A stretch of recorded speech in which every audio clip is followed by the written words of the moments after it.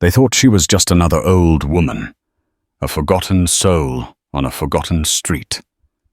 They broke down her door badges, glinting in the dim light, their greed masked by the law. They took her life, a final, brutal act of corruption. But they made one fatal mistake. They didn't know who her son was. They were about to learn that the quiet old woman they'd murdered had raised a ghost, a man forged in the deadliest fires of modern warfare, a Delta Force commander. And he was coming home. The karma they were about to face wouldn't be swift. It would be biblical. The sleepy town of Havenwood, nestled in the rolling hills of northern Georgia, was the kind of place where everyone knew everyone else's business, or so they thought. It was a town of picket fences and Sunday potlucks, where the biggest news was usually the high school football team's latest victory.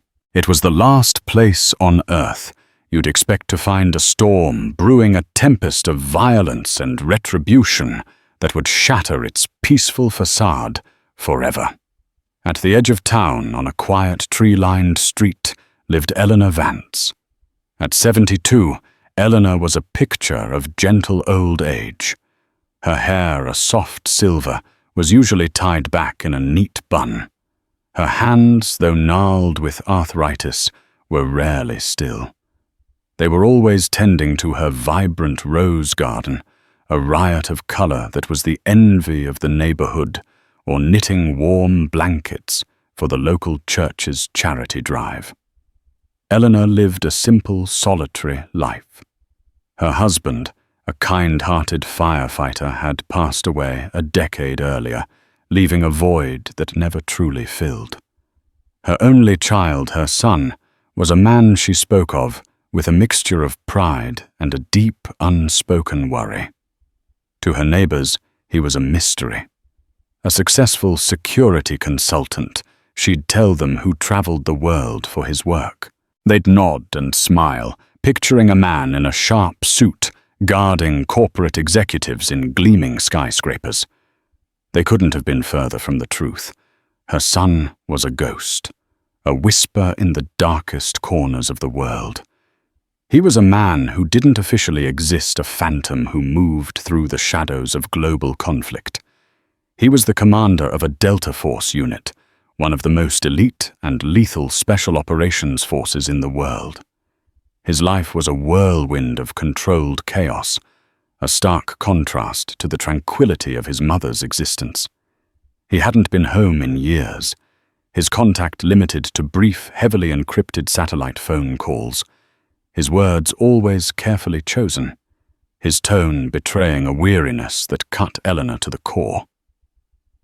On a sweltering Tuesday afternoon, as Eleanor was carefully pruning a particularly stubborn rose bush, a shadow fell over her. She looked up, her blue eyes still sharp and clear, squinting against the sun. Two men stood on her pristine lawn, their uniforms a stark blue against the green. They were police officers from the Havenwood Sheriff's Department.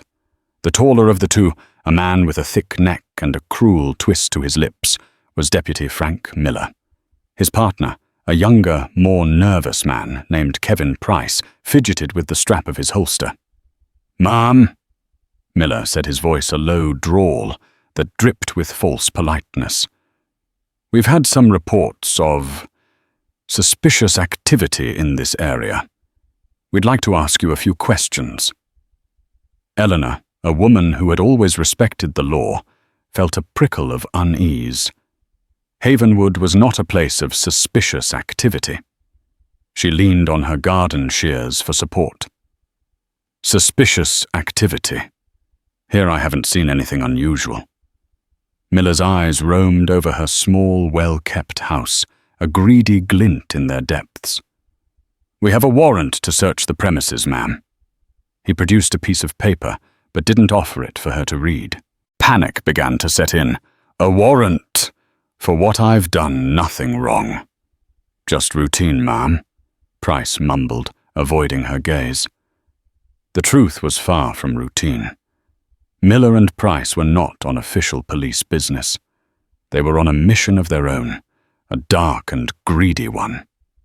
They were part of a ring of corrupt cops within the Havenwood department, led by the charismatic but utterly ruthless sheriff himself.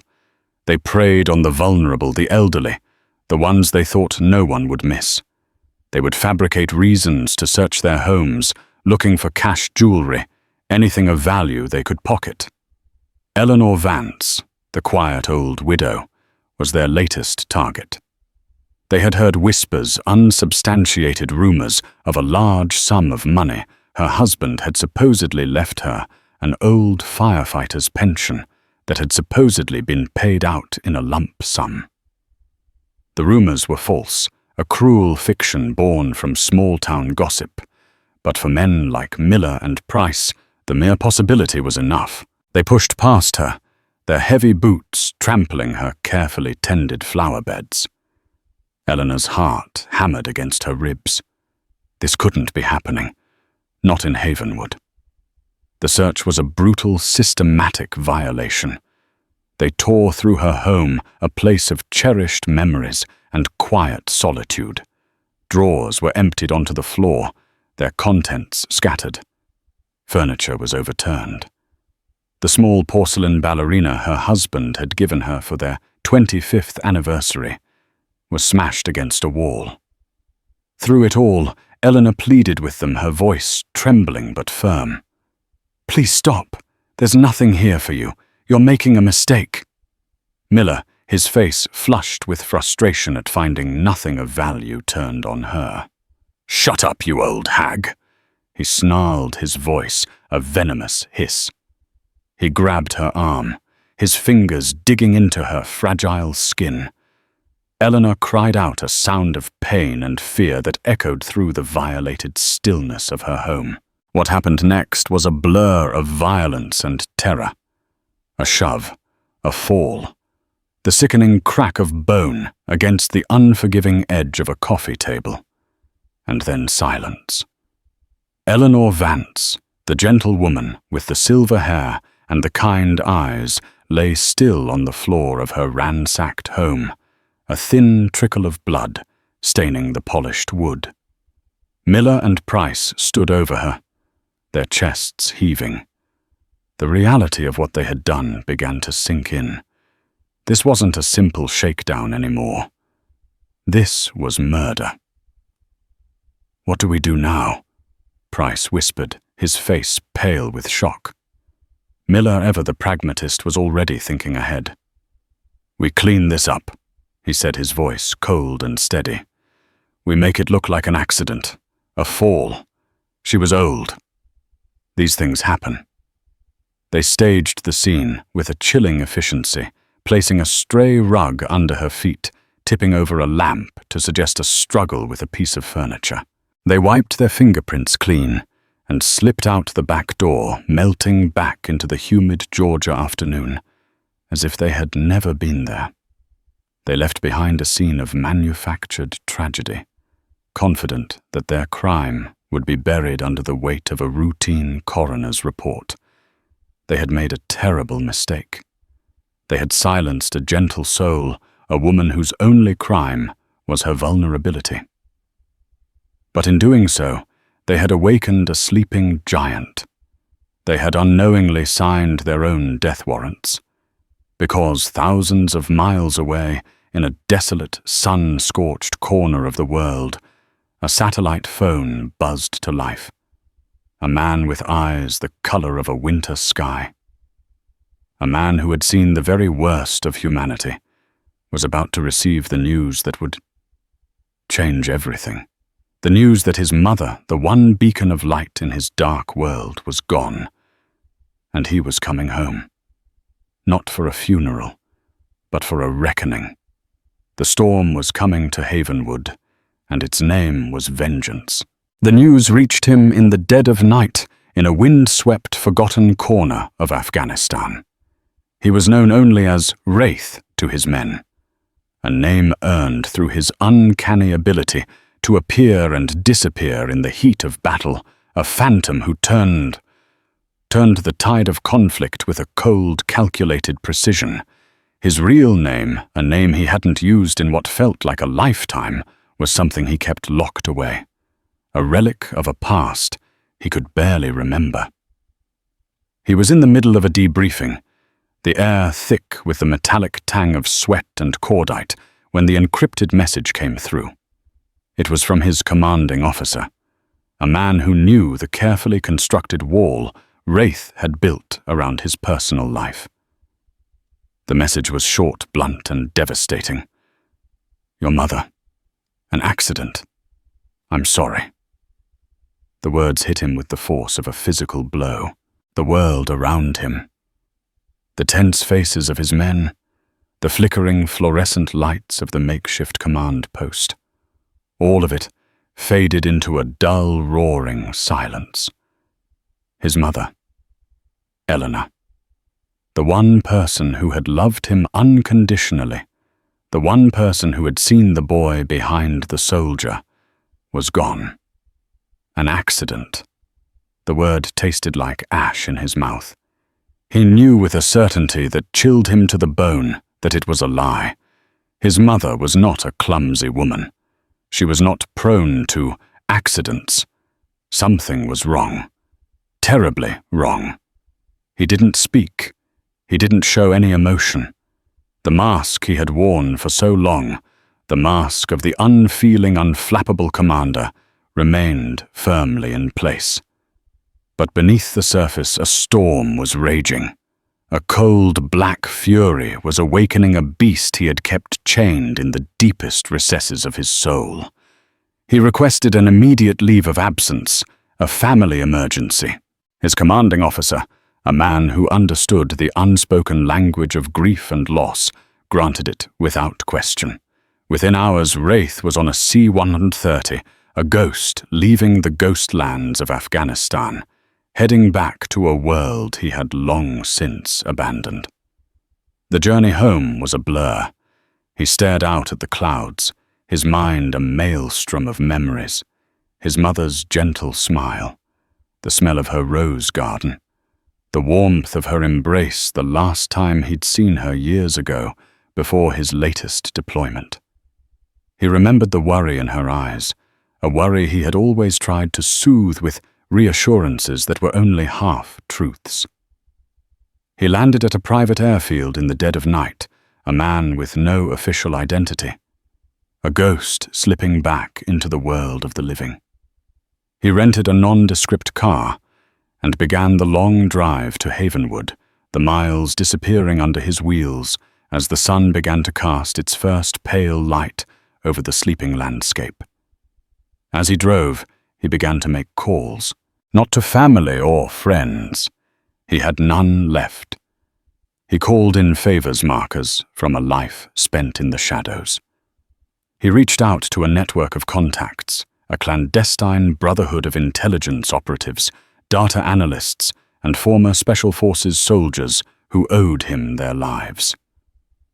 "I need information," he said, his voice a low, gravelly monotone that betrayed no emotion.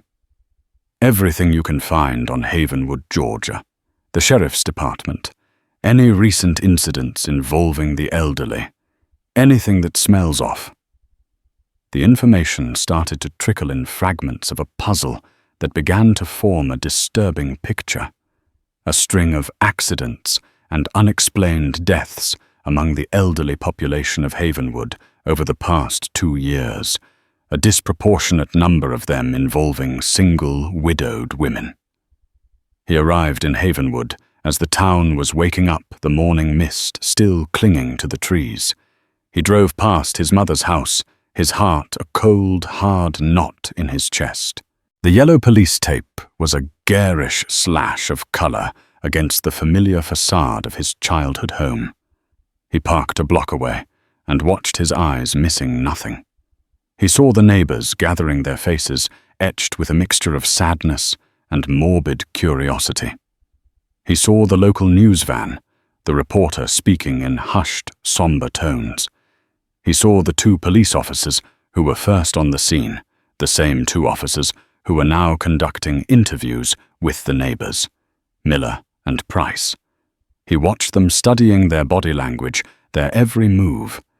He saw the flicker of something in Miller's eyes, a fleeting expression of something that wasn't grief or sympathy. It was something else, something dark. He knew.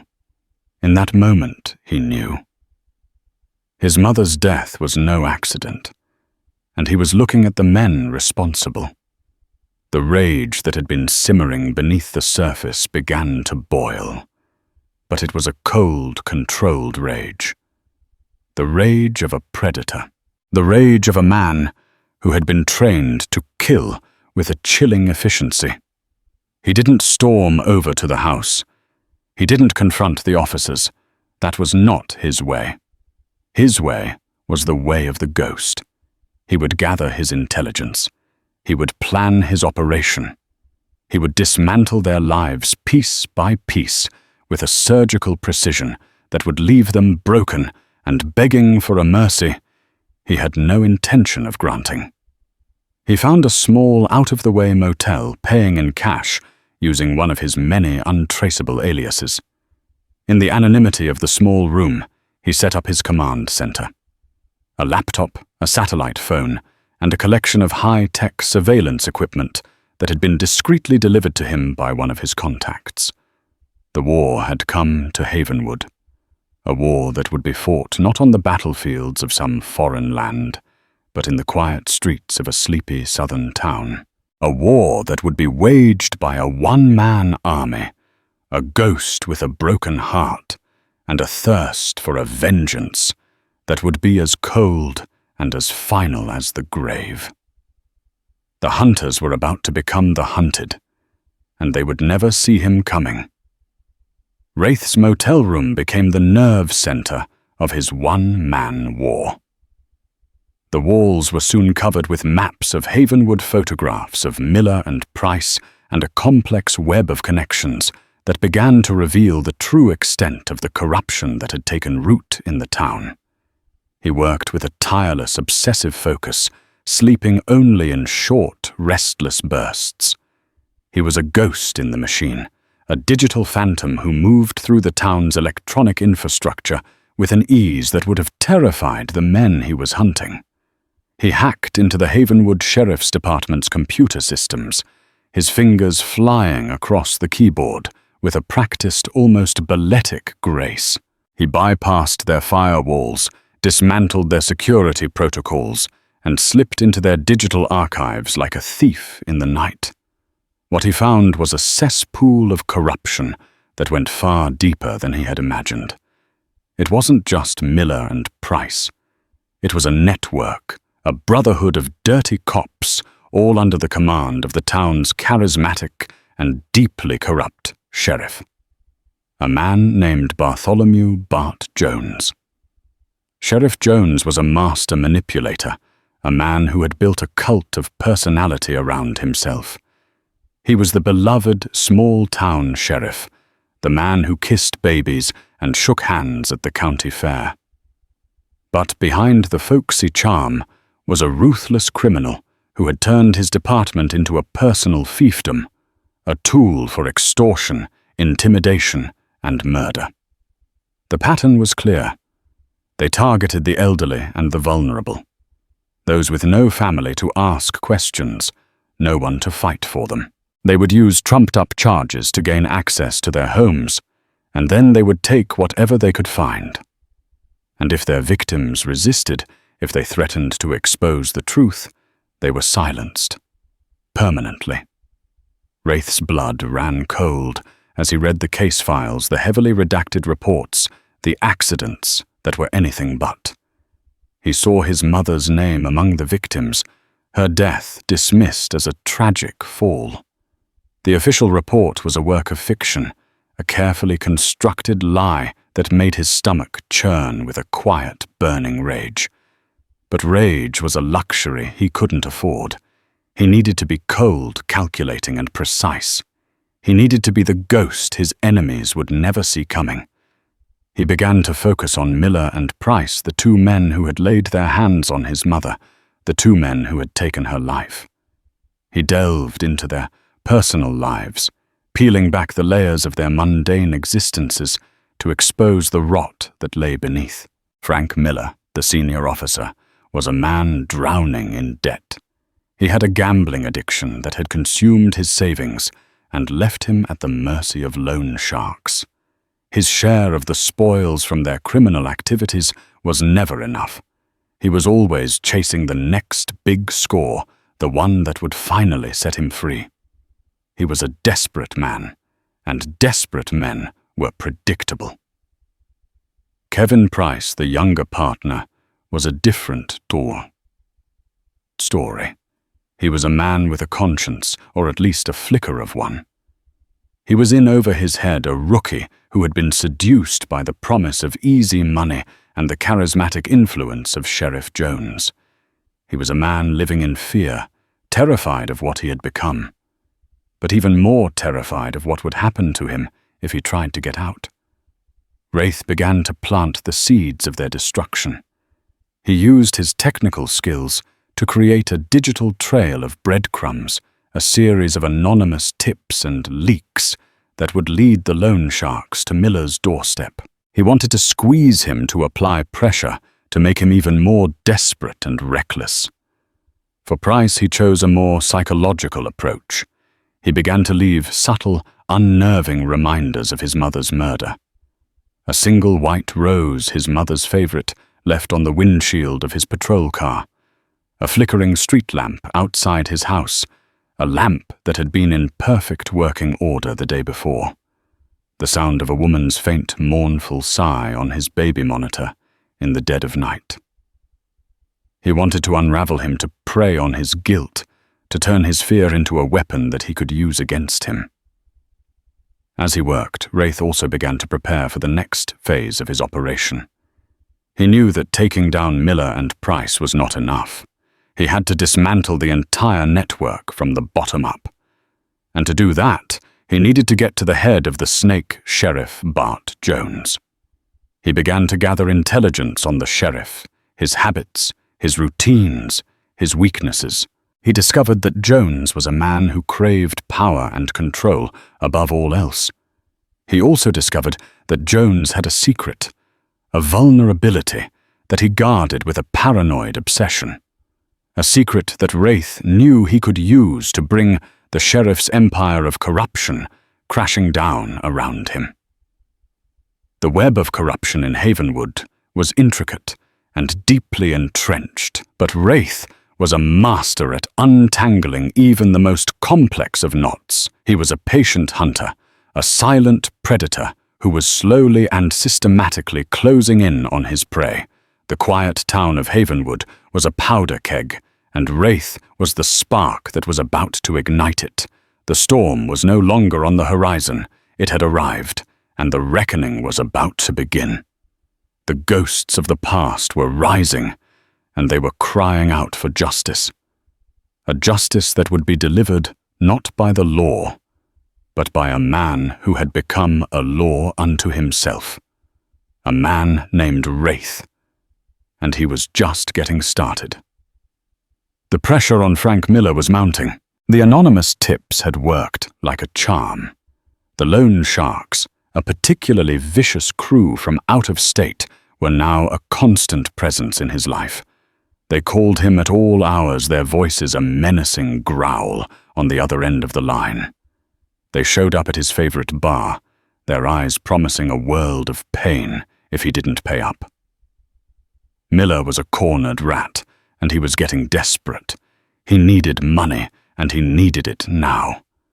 He started taking bigger risks, shaking down small-time drug dealers with a reckless abandon that was starting to attract the wrong kind of attention. He was a man on a downward spiral, and Wraith was there to give him a gentle, invisible push at every turn. Kevin Price, on the other hand, was coming apart at the seams. The psychological torment was taking its toll. He was barely sleeping, his nights filled with nightmares of Eleanor Vance's lifeless eyes staring up at him from the floor of her ransacked home. He started drinking heavily, his hands trembling so badly that he could barely hold his gun steady. He saw his mother's face in every old woman he passed on the street. He heard her voice in the rustling of the leaves, the creak of a floorboard, the whisper of the wind. He was a man haunted by the ghost of his crime, a ghost that Wraith had so skillfully conjured. The tension between Miller and Price was palpable. The once solid partnership was now a toxic mix of suspicion and resentment. Miller saw Price's unraveling as a liability, a weakness that could bring them all down. Price saw Miller's recklessness as a one-way ticket to a prison cell or worse. Wraith watched them from the shadows, his surveillance equipment, capturing their every argument, their every paranoid glance. He was a puppet master, pulling the strings of their destruction, turning them against each other, with a cold, calculated precision. But his ultimate target was Sheriff Bart Jones, and for him, Wraith had a special plan, a gambit that was as audacious as it was brilliant. He had discovered Jones's secret, the one vulnerability that the sheriff guarded with a paranoid obsession. Jones had a daughter, a young woman who had run away from home years ago, disgusted by her father's corruption. She was living off the grid, a ghost in her own right. And Jones was secretly funneling money to her, a desperate attempt to maintain some semblance of a connection with the one person in the world he truly loved. It was a chink in his armor, a crack in his carefully constructed facade of invincibility. And Wraith was about to exploit it with a ruthless efficiency. He used his network of contacts to track down the daughter, a young woman named Emily, who was living in a small coastal town in Oregon. He didn't approach her directly. That was not his way. Instead, he began to create a new digital ghost, a fictional character who would insinuate himself into her life. He created a fake social media profile, a carefully crafted persona of a sensitive artistic young man who shared her interests, her passions, her disdain for authority. He began to interact with her online, his messages, a carefully calibrated mix of charm, wit, and empathy. He was playing a long game, a game of psychological manipulation that was as complex and as dangerous as any military operation he had ever commanded. He was building trust, creating a connection, laying the groundwork for the final phase of his plan. As he worked to ensnare the sheriff's daughter in his digital web, he also began to set the stage for the final confrontation in Havenwood. He knew that he couldn't just take out the corrupt cops. He had to expose them to dismantle their entire operation in a way that would leave no doubt about their guilt. He began to feed information to a trusted journalist, a woman he had worked with in the past, a reporter with a reputation for tenacity and a thirst for the truth. He provided her with a steady stream of evidence, redacted case files, financial records, audio recordings of Miller and Price's increasingly desperate conversations. He was building a narrative, a story of corruption and murder that would be impossible to ignore. He was turning the sleepy town of Havenwood into a national headline, a symbol of the darkness that can fester beneath the surface of even the most idyllic of places. The final pieces of his plan were falling into place. The pressure on Miller and Price was reaching a breaking point. The sheriff's daughter was becoming more and more enamored with her mysterious online friend. The journalist was preparing to publish a story that would blow the lid off the Havenwood Sheriff's Department. The ghost's gambit was in full swing. The storm he had brought to Havenwood was about to break, and the town would never be the same. The reckoning was at hand, and the men who had murdered his mother were about to discover that there are some ghosts that you can't outrun. Ghosts that will hunt you to the ends of the earth and drag you down into the darkness where they dwell. And Wraith was the most relentless ghost of them all. The first domino to fall was Kevin Price. The guilt, The fear, the relentless psychological torment, had finally broken him. He walked into the Havenwood Sheriff's Department one morning, his face pale and gaunt, his hands trembling, and confessed. He told them everything. He told them about the ring of corrupt cops, the extortion, the intimidation, the murder of Eleanor Vance. He laid it all bare, his voice a choked whisper that echoed through the stunned silence of the station. But his confession didn't bring him the relief he had so desperately craved. Sheriff Bart Jones, ever the master of manipulation, moved quickly to contain the damage. He discredited Price, painting him as a drunk, a liar, a disgruntled employee with a history of mental instability. He had Price committed to a psychiatric facility, a place where his delusions could be treated and where his voice could be silenced. It was a cold, calculated move, a demonstration of the sheriff's power and his willingness to do whatever it took to protect his empire. But Jones had made a fatal miscalculation. He had underestimated the ghost who was pulling the strings from the shadows. Wraith had anticipated the sheriff's move. He had a contingency plan in place. Before Price had walked into the station, Wraith had made sure that he was wearing a wire, a tiny, undetectable recording device that had captured every word of his confession.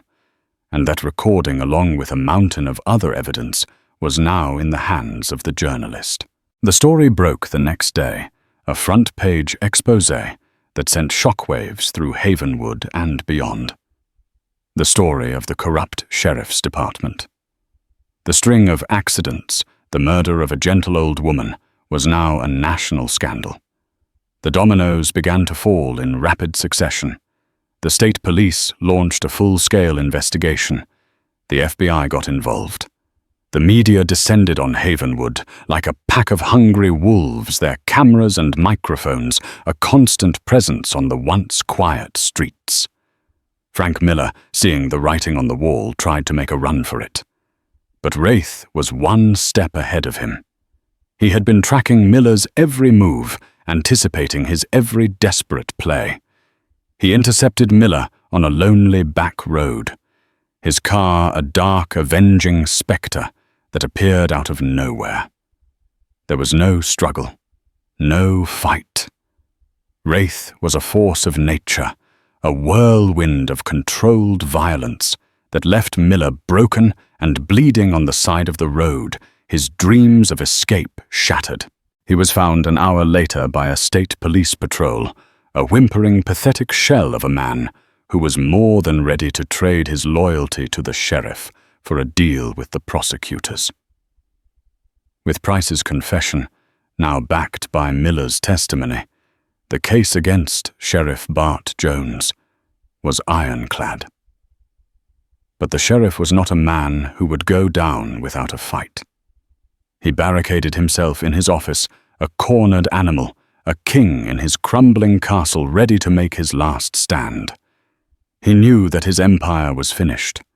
He knew that his life as he knew it was over. But he had one last card to play, one last desperate gambit to try and save himself. He reached out to the one person he thought he could trust, the one person he thought was still on his side, his daughter. He called Emily, his voice a desperate plea. He told her that he was being framed, that he was the victim of a conspiracy, that he needed her help. He asked her to go to the media to tell them that he was a good man, a loving father, a pillar of the community. But the Emily he was talking to was not the same young woman who had run away from home all those years ago. She had been changed by her online conversations with the mysterious, artistic young man who had so captivated her heart. A young man who had just hours before revealed his true identity. Wraith had told her everything. He had told her about his mother, about the murder, about the corruption that her father had unleashed upon the town of Havenwood. He had shown her the evidence, the recordings, the irrefutable proof of her father's crimes. The truth had shattered her, but it had also set her free. The blind loyalty she had once felt for her father was gone, replaced by a cold, hard anger. She saw him for what he truly was, a monster, who had hidden behind a mask of folksy charm for far too long. So when her father called her begging for her help, she did not offer him comfort or support.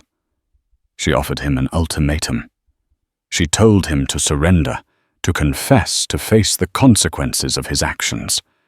And if he didn't, she would go to the media, and she would tell them the truth, a truth that would be far more damning than anything the prosecutors could ever hope to uncover. It was the final devastating blow. The one thing that Sheriff Bart Jones had ever truly loved, the one person he had ever truly cared for, had turned against him. His last hope was gone. His kingdom had crumbled, and he was alone. The standoff ended not with a bang, but with a whimper. Sheriff Bart Jones, the charismatic and ruthless ruler of Havenwood, surrendered to the state police, his face a mask of defeat. The reign of terror was over. The dominoes had fallen, and the ghost who had set them in motion had vanished as quickly as he had appeared. But the story was not over. Not yet. There was still one final act to be played out, one final piece of karma to be delivered. For the men who had murdered Eleanor Vance, a prison cell was not enough. For them, there was a special kind of justice waiting, a justice that would be delivered not by the system, but by the ghost who had sworn to avenge his mother's death. The scales of justice were about to be balanced, and the final payment was about to be extracted. In blood. The fall of Sheriff Bart Jones and his corrupt regime was swift and total. The state and federal investigations unearthed a level of rot that shocked even the most jaded of law enforcement officials. Havenwood became a byword for police corruption, its once peaceful image shattered forever. Jones, facing a mountain of evidence and the damning testimony of his own daughter, took a plea deal that would see him spend the rest of his life behind bars. Frank Miller, in exchange for his cooperation, received a lesser sentence, but one that would still see him die in prison. And Kevin Price, the man who had fired the first shot in the war for Havenwood's soul, was released from the psychiatric facility and placed in witness protection. He was a broken man, haunted by the ghosts of his past, but he was alive. And for Wraith, that was a loose end that he could not allow to remain. He found Price in a small, anonymous town in the Midwest, a place where he was trying to build a new life, a new identity. He was working a menial job at a gas station, his eyes always downcast, his shoulders slumped in a permanent posture of defeat. Wraith didn't approach him with violence. He didn't come for him in the dead of night. He came to him in the broad daylight, a ghost in a worn leather jacket, his eyes a cold, hard blue that seemed to see right through Price's carefully constructed facade.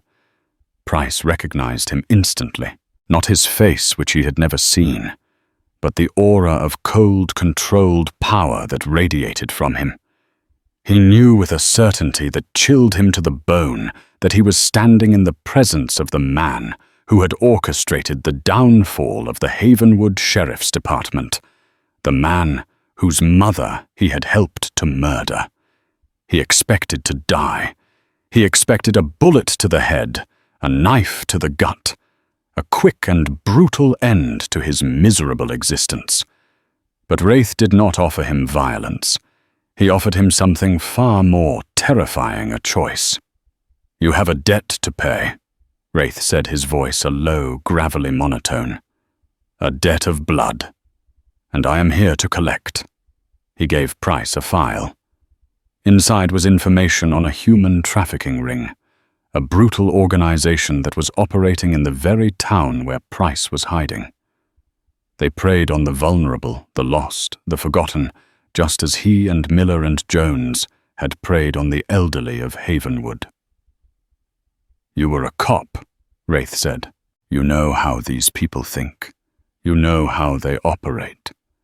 You will dismantle this ring. You will bring them to justice, and in doing so you will begin to atone for your sins." It was a chance for redemption, a path out of the darkness that had consumed him. But it was also a suicide mission. The trafficking ring was violent, ruthless, and deeply entrenched.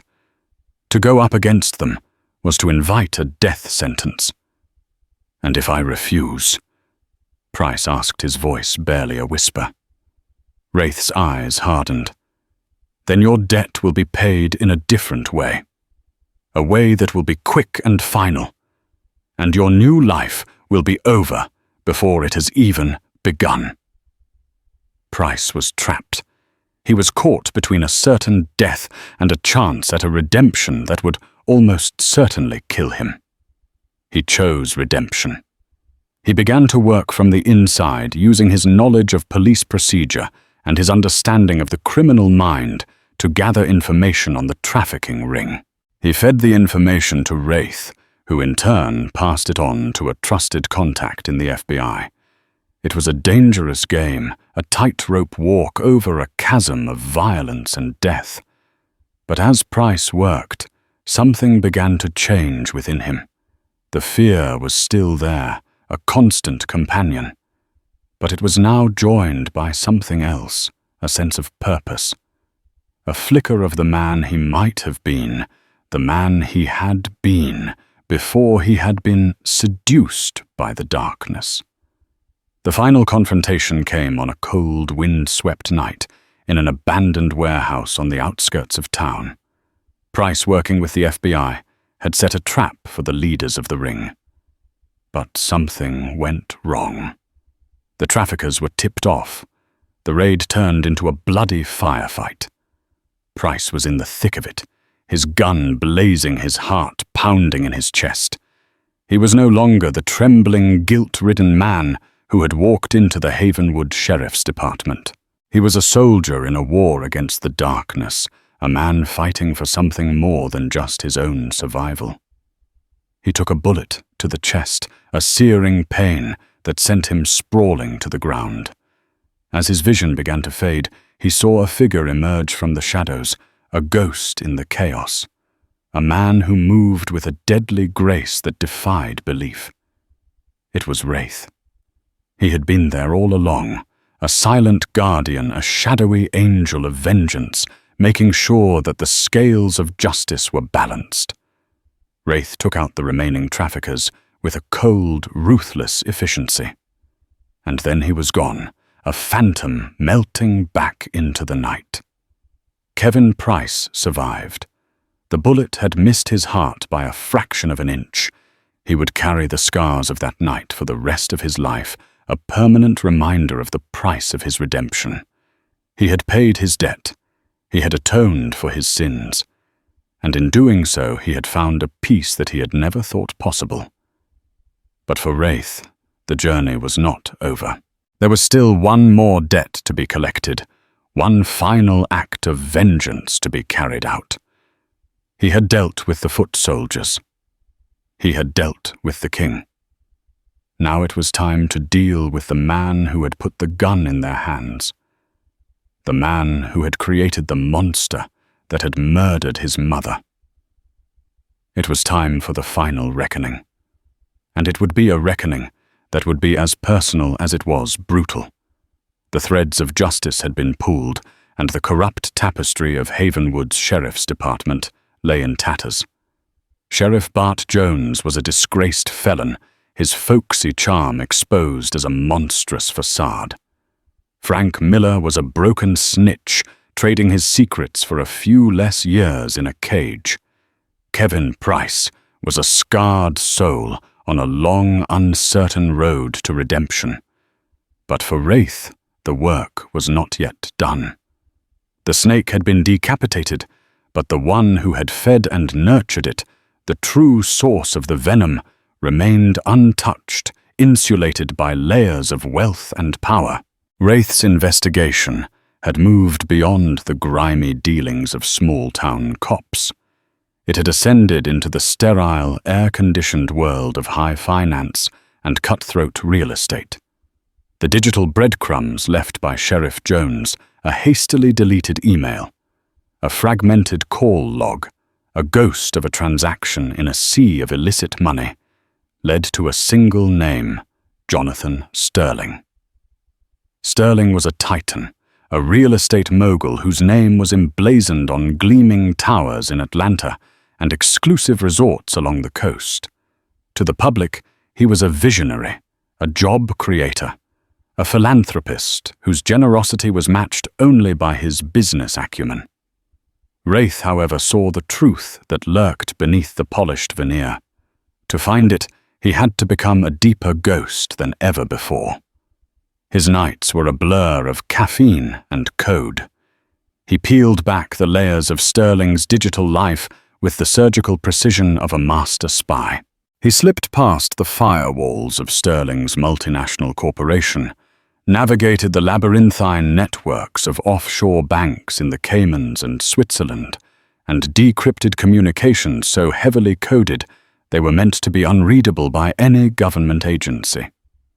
He found the shadow ledger, the real accounting of Sterling's empire, and it was written in the blood and tears of the vulnerable.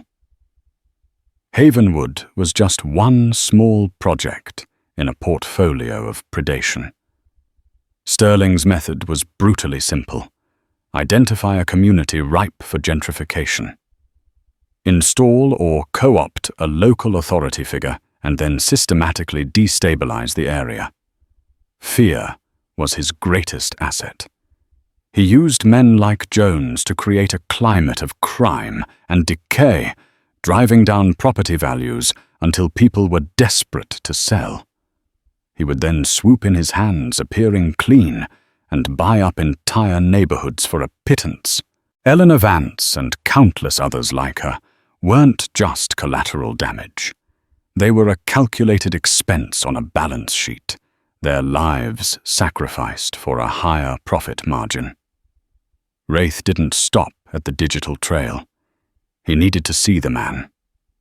For 2 days he shadowed Sterling, a phantom in the developer's gilded world. He watched him glide from his chauffeured Bentley into exclusive clubs, his laughter effortless as he shook hands with senators and judges. He saw the cold, dismissive glance he gave a waiter, the flicker of irritation when his coffee wasn't perfect. In Sterling's eyes, Wraith saw no empathy, no soul, only a bottomless reptilian avarice. He saw a man who believed himself a god above the petty concerns of the lesser beings he crushed beneath his heel.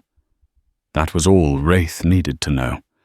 Justice from a jury of Sterling's peers was impossible. They were all members of the same club. This required a different kind of court. The Sterling estate was a fortress, a sprawling mansion set on 100 acres of manicured Georgian countryside. It boasted pressure plates, infrared sensors, and a private security team of ex-military contractors. For Wraith, it was merely a puzzle box. He mapped the patrol routes, identified the system's blind spots, and on a moonless night, he slipped through the perimeter like a wisp of smoke, leaving no trace of his entry. The guards continued their patrol, oblivious to the fact that the wolf was now inside the fold. He moved through the opulent halls, a silent spectre of vengeance. The house was a museum of wealth, filled with priceless art and extravagant furniture. But it was cold, sterile, and soulless. It was not a home. It was a vault. He found Sterling in his study, a cavernous room paneled in dark mahogany. Sterling was standing by a floor-to-ceiling window, a glass of ludicrously expensive scotch in his hand, speaking into his phone. His voice was a smooth, predatory purr. "The councilman is taken care of," Sterling said, a cruel smile playing on his lips. He understands the benefits of cooperation. By this time next year, that entire waterfront will be ours. Wraith let the silence hang in the room after Sterling ended the call. He waited for the man to turn to feel the sudden chill, the primal sense of being watched. Sterling slowly turned, his confident smirk faltering as his eyes met the abyss of Wraith's gaze. The glass of scotch slipped from his fingers and shattered on the marble floor. Who are you?" Sterling stammered, his voice losing its polished edge, becoming a raw squeak of fear. "How did you get in here? I'll give you anything you want." Wraith took a slow step forward, the sound of his boots unnaturally loud in the vast, silent room. "Your money can't help you now, Jonathan," he said, his voice a low, chilling whisper that seemed to come from the shadows themselves. "You can't buy your way out of this. What is this, a shakedown?" Sterling's mind, always transactional, was scrambling for a deal. "Name your price." "The price has already been set," Wraith replied, his eyes never leaving Sterling's. He pulled a tablet from his jacket. "It was set when you signed the checks that paid for Bart Jones's campaign. It was set when you looked at a map of Havenwood and saw dollar signs instead of people's homes. It was set when an old woman who loved her rose garden was beaten to death in her own living room, so you could build a new spa resort." He turned the tablet towards Sterling. On the screen was a live feed of bank transfers. Billions of dollars, the entirety of Sterling's vast, ill-gotten fortune, were being systematically drained from his accounts. The money flowed out in a torrent, redirected to dozens of charities. Victim support groups, homeless shelters, legal aid, funds for the poor, and a substantial endowment for the National Firefighters' Benevolent Fund in his father's name. Sterling's face went white, then a mottled, apoplectic red. No, that's my life's work. You can't." He lunged for a panic button hidden on his desk, but Wraith moved with impossible speed, his hand clamping around Sterling's wrist like a vice of steel. The snap of bone was sickeningly loud. Sterling screamed a raw animal sound of pain and disbelief. "Your life's work was built on graves," Wraith said, his voice devoid of any emotion. He forced the whimpering developer into his chair. "You are going to watch it end." For the next hour, Wraith stood in silence as Sterling sobbed, pleaded, and threatened his agony. A symphony to the ghost who had lost everything. He watched as his empire, his identity, everything he had built and killed for, evaporated into the digital ether. When the last dollar was gone, Wraith turned off the tablet. "You are nothing now," Wraith stated. "A ghost in your own empty mansion. No one will even remember your name." The final reckoning was not an act of rage. It was a cold, deliberate conclusion. A problem being solved. With chilling efficiency, Wraith staged the scene. He typed a brief suicide note on Sterling's computer, citing catastrophic financial ruin and insurmountable debt, a narrative that would be perfectly corroborated by the morning's news. He wiped his fingerprints, erased the security footage of his presence, and administered a lethal, untraceable poison that would mimic the effects of a massive heart attack brought on by extreme stress. To the world, it would look like the pathetic, self-inflicted end of a ruined man. Wraith paused at the door of the study, looking back at the corpse of the man who had ordered his mother's death. He felt no satisfaction, no joy, only a profound, hollow emptiness. The rage that had fueled him was gone, burned away, leaving behind the cold ashes of his grief. He had balanced the scales. He had delivered a terrible, righteous justice, but it wouldn't bring her back. He slipped out of the mansion as silently as he had entered, melting back into the night. The war for Havenwood was over. The next day, the financial world would be rocked by the news of Jonathan Sterling's suicide, another titan fallen to his own hubris. No one would ever know the truth. No one would ever know that justice had been delivered by a ghost, a son who had honored his mother's memory in the only way he knew how. The story of Wraith is a stark reminder that justice isn't always found in a courtroom. Sometimes it's delivered by the unseen hand of karma, a force as relentless as a son's love. It's a testament to the fact that no one is above reproach, and the seeds of our actions, good or bad, will always bear fruit. The tale of Havenwood is a chilling look at the darkness that can hide in plain sight, and the extraordinary lengths one man will go to for the memory of his mother. If this story of hard-hitting karma and a son's relentless pursuit of justice resonated with you, please hit that like button and share it with someone who appreciates a powerful story of vengeance and redemption. Don't forget to subscribe to our channel and ring the notification bell for more gripping tales that explore the deepest corners of the human heart. Your support helps us bring more stories like this to you. Thank you for listening.